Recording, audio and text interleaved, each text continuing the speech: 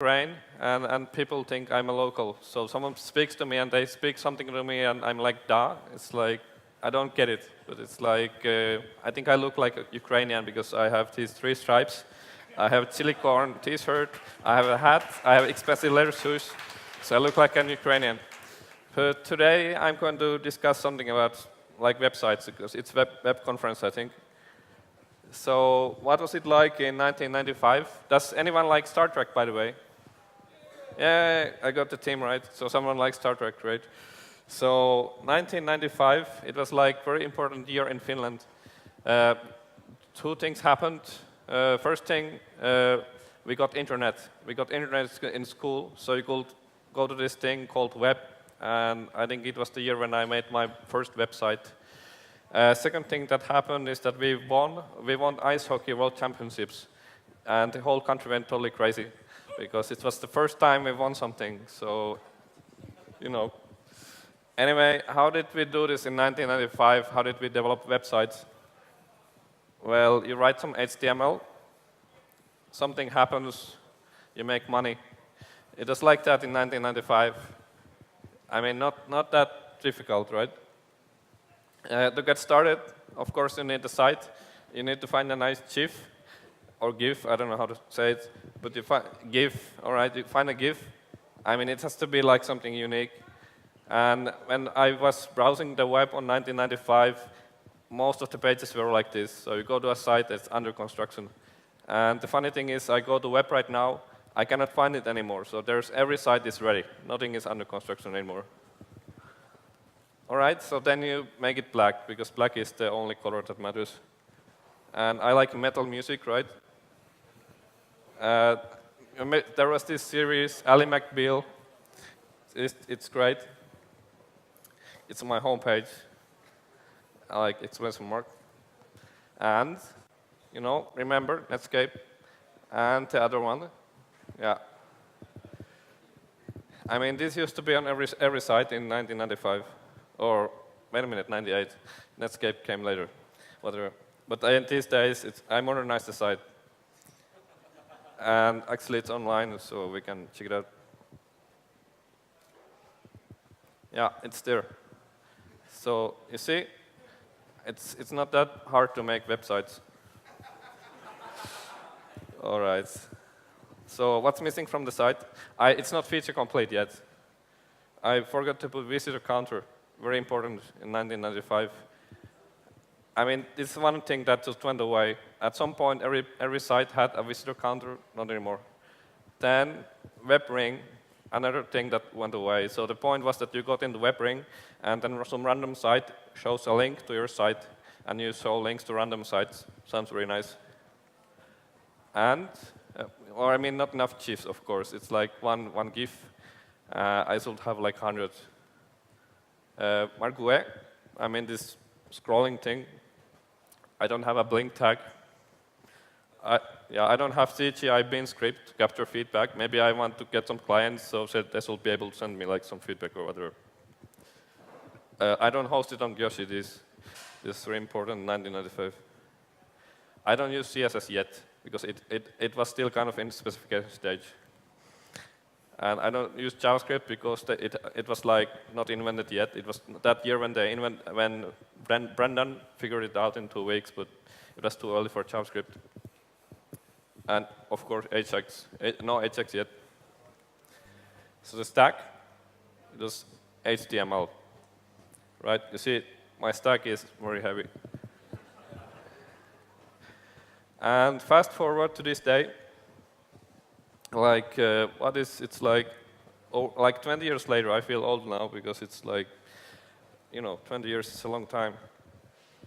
So how do I do this in, this year? So, of course, I go to Twitter first. Then I try to find something on Twitter. I find the thing, I guess. I set up a project. I install the thing. I wait for a while. Something happens, I make money. So it's 20 years of evolution.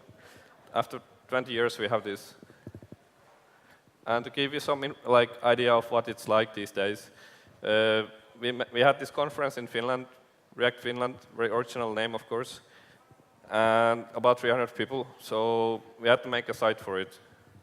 So for this site, I used EJS and React for templates, so I can do the layouting and so on.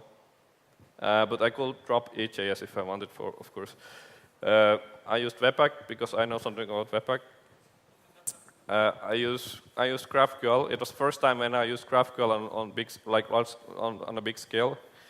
The point was to separate content from the site. There is a good reason for this, which I explain in a little bit. I host the content on GitHub. I host the site on Netlify. And then I use my own site generator to tie it all together. And the nice thing is that I can pick a browser from 1995, and I think the site still kind of works, because there's nothing that really relies on JavaScript. Architecture-wise, there's a button somewhere. I don't know. Anyway, architecture-wise, I had to split it up, because you have to understand that the organizers, we are like, let's say, 6 active persons, and we are all developers. So there's one thing developers can do, is to develop things. They don't like to market things, they don't like to sell things, they like to develop things. So they started doing mobile app for the conference, and I started doing the site.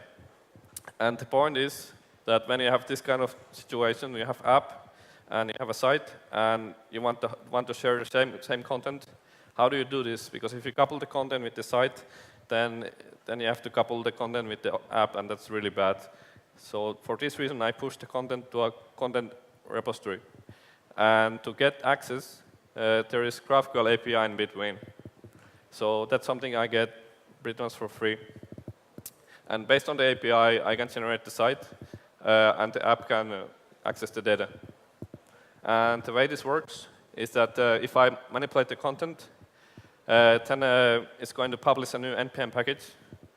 The API is going to recompile itself, and then it's going to tell the site, recompile yourself. So we get this nice little loop, or like this flow. I'll show you a little bit of the content because there's time. So because I'm lazy, I don't like to code too much. Yeah, got it. So here's my content. Like, let's find some speaker, like some people here, right? Yeah, the internet is, it's fast enough. So here's one of our speakers, Andre. Is in the audience, so that's why I'm showing this. So here's name, and here's some about. We tell something about, we link to image, with still like social data and so on. So we have like these cards, and then we have like, because people give like talks because it's a conference. So he was talking about linting, I guess. Yeah, something about linting and some description and so on. And we link to the speaker. And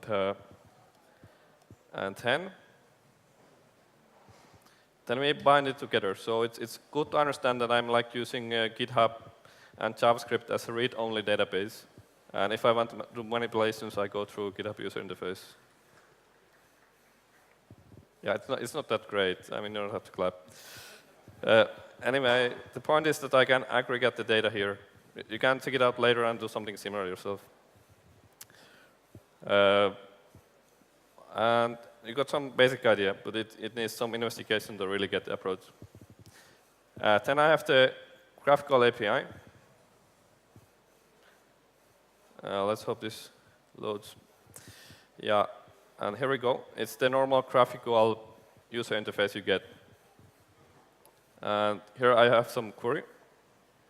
So I want all my speakers. From them, I want names, I want talks, I want workshops, I want images, I want this and that. Right? And then I get the data. And it maps the content API to this API. And then, on the site, let's say, I'll show the site itself. And let's say I have a schedule page. So it's like what happened and when and so on. and it's pages, it's schedule. So I don't need much for schedule page, but I map the data to React, and then I go with that. I think maybe it's more useful to show the speakers page. So I have, let's say, speakers. So there's some name, there's some description, some links, some talks, some workshops, and so on. So here it's more complicated. So I connect to GraphQL in a more complicated way. But here I see that this is all the data this page needs, and then after that it's React. So you see the connection, and then on the app side we do something similar. So we connect to the GraphQL interface, and then we do the app thing. But all right. But in practice, development went like this. So one of the benefits of hosting on Netlify in this case is that it actually gives me a site per commit. I should demonstrate this because it's a cool thing. Because it's static site, okay. So I can move back in history. I can see what the site looked like in the past. I can get a preview for every pull request I get. Like, let's check it out in the past. Oh, maybe this one.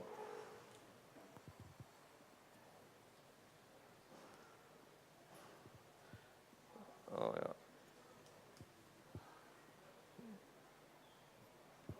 Preview deploy here.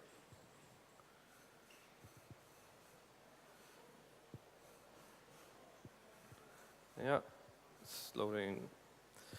Anyway, the site used to look like this in the past. So you get like a site per commit, you get site per pull request, and so on. And this is highly useful if you want to review the work people are doing.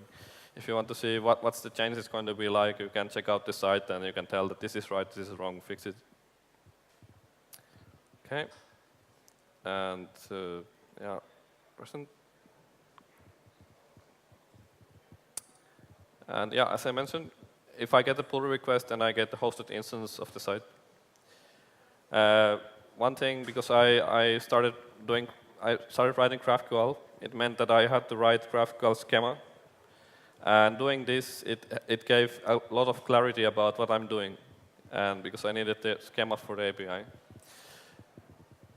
So in essence, because I have to type out my assumptions, everything became clearer, and it gave this site, the app, very strong information architecture. Styling-wise, we are a little old school. We are using Sass, not some nice CSS and JS thing, but I mean we could do that as well. But yeah, I'll show you a video because I did the initial site. It didn't look that good. I mean, I did some things right, but it didn't look very good. So what happened? I decided I should hire Andre for 2 days. So I just went and I sit next to Andre. We did some collaboration. So in this video, you see what we achieved during those days. So first, we started with design. So we did a list of things we want to do, and then we started actually doing things. So in the first phase, we decided that the site should look like Finland. So we get these motifs, or like these ideas that are related to the country. So, and then we find some patterns, we start fitting it together. So we get some header that looks nice, for instance, and then we figure out how the content flows. And you see he's not using Slack too much, so we're doing something right. Well, yeah, it's coming along, and then we decide we want to use grid.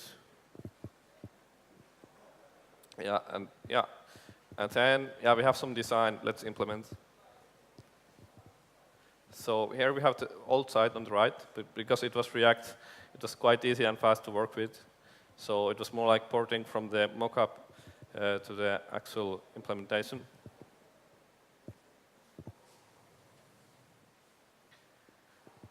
So you see we're getting things done, and we tried some animation. In the end, it was too expensive to have the animation running all the time. So we decided to run it only on hover. So only when you have the mouse on top of the header, it's going to run the animation. So you see it's getting already better. And we got a little bit lucky because we found so-called Finland toolbox, which contains like official font of Finland and some like graphics and these kind of things. So we didn't have to do so many graphics. We could just integrate what already existed.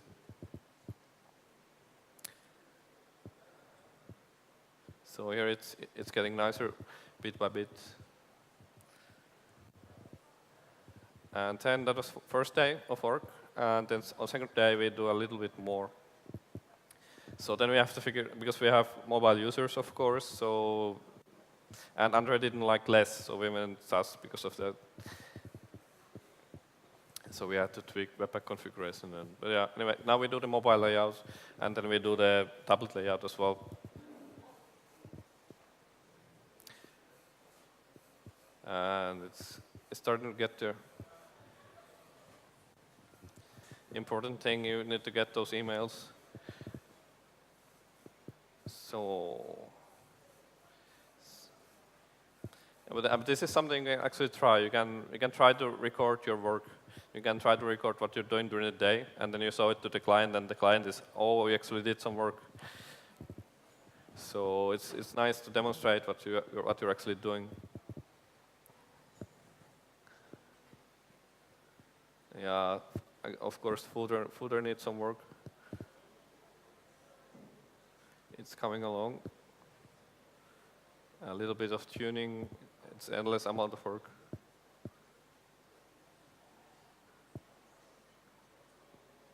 Yeah. I think it's the video is almost done, so we can get to other things. And here we go, I guess. Let's see. So that was the old site. Don't hire me as a designer. I'm not a good designer. Android does nicer designs. So here's the design we made together.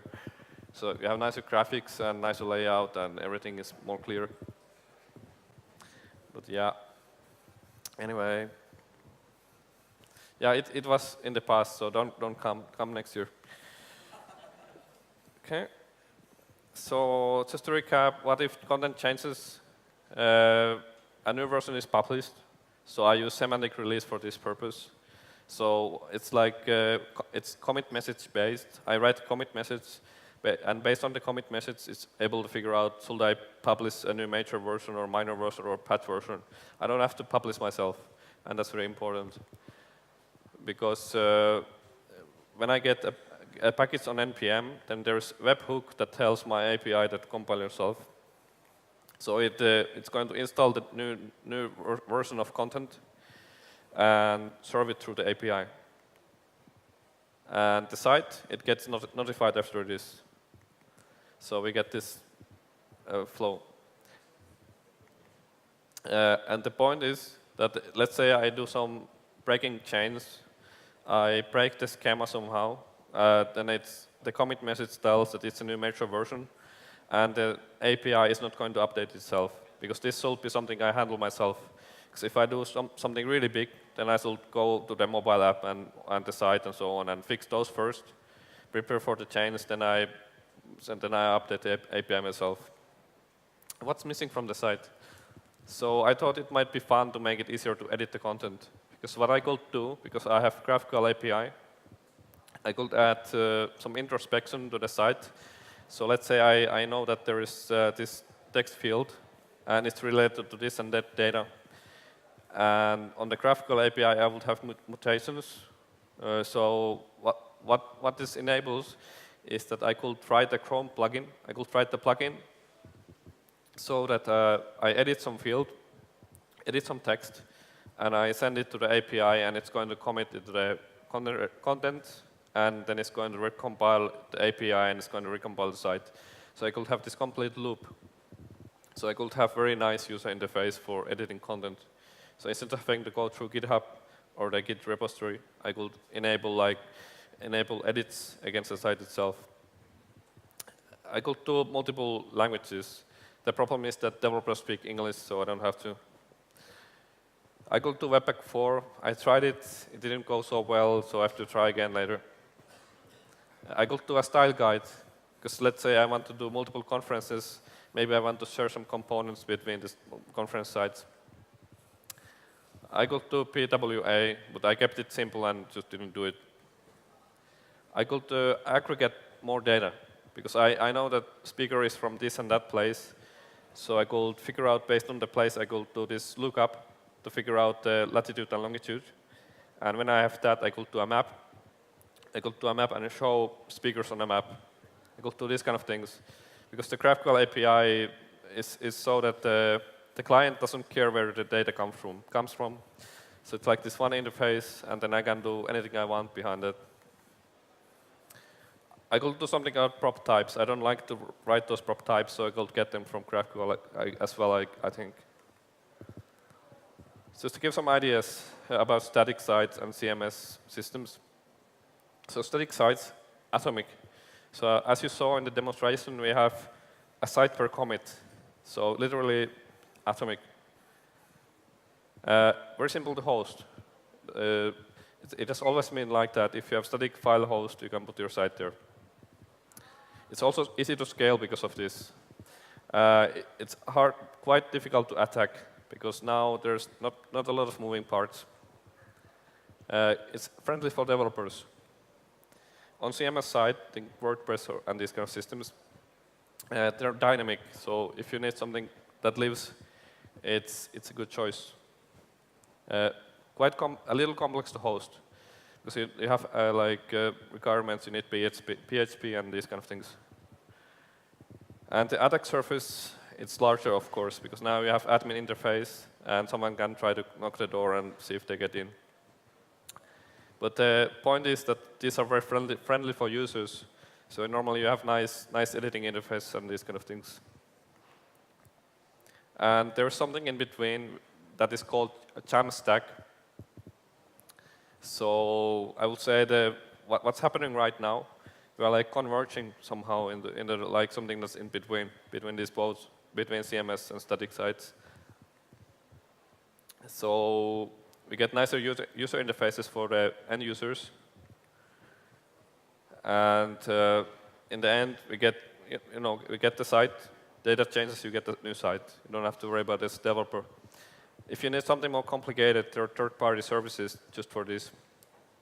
But I guess the question is, what web development is going to look like in like 10 years?